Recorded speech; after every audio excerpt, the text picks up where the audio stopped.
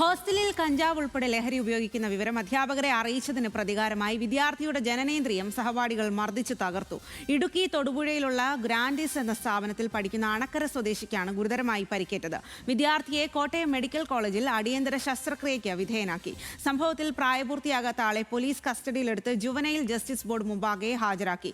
ഹോസ്റ്റലിൽ 3 പേർ സ്ഥിരമായി കഞ്ചാവ് ഉപയോഗിക്കുന്നതായും വിദ്യാർത്ഥിയെ ഉപയോഗിക്കാൻ പ്രേരിപ്പിക്കുകയും ചെയ്തതിനെ തുടർന്നാണ് അധ്യാപകനോട് പരാതിപ്പെട്ടത്. സംഭവത്തിൽ SFI പ്രതിഷേധിക്കുകയും ചെയ്തു.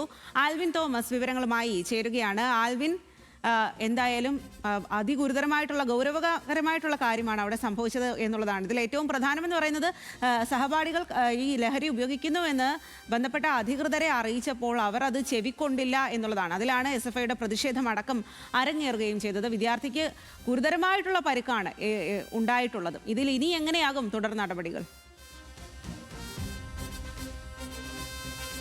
സ്വാതി, അത് തീർച്ചയായും വളരെ അതിഗുരുതരമായ ഒരു സംഭവം എന്ന് തന്നെ വേണം, വളരെ ക്രൂരമായ ഒരു സംഭവം എന്ന് തന്നെ വേണം. പ്രായപൂർത്തിയാകാത്ത ഒരാളാണ് ഇതിൽ പ്രതി എന്നുള്ളതാണ് ഏറ്റവും ശ്രദ്ധേയമായ കാര്യം.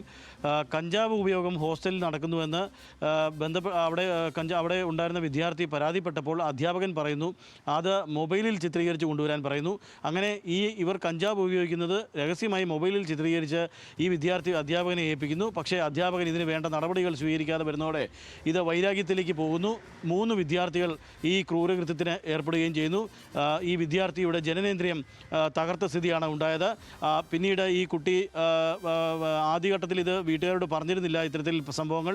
പിന്നീട് വലിയ തോതിൽ പ്രശ്നങ്ങളുണ്ടായതിനെ തുടർന്നാണ് വീട്ടുകാരെ അറിയിക്കുകയും വീട്ടിൽ നിന്ന് കോട്ടയം മെഡിക്കൽ കോളേജിൽ എത്തിച്ച് അടിയന്തര ശസ്ത്രക്രിയയ്ക്ക് വിധേയനാക്കുകയും ചെയ്തത്.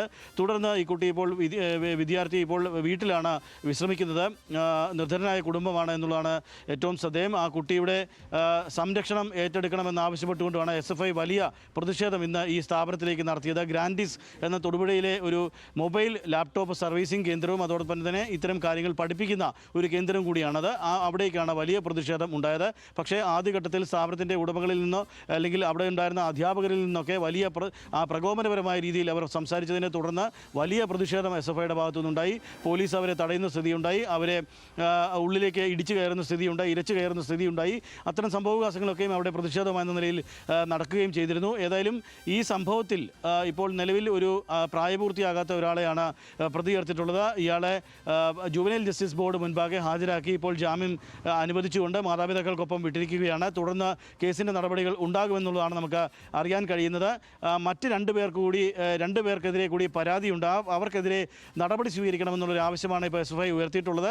അതോടൊപ്പം തന്നെ ഈ നിർധനനായ ഈ വിദ്യാർത്ഥിയുടെ ചികിത്സാ സഹായം, തുടർ പഠനവും അടക്കമുള്ളവ ഈ സ്ഥാപനം ഏറ്റെടുക്കണമെന്നുള്ളൊരു നിർദ്ദേശവും അവർ മുന്നോട്ട് വെച്ചു. അത്തരത്തിലുള്ള സമരവും പ്രതിഷേധവും അവിടെ നടത്തിയത്.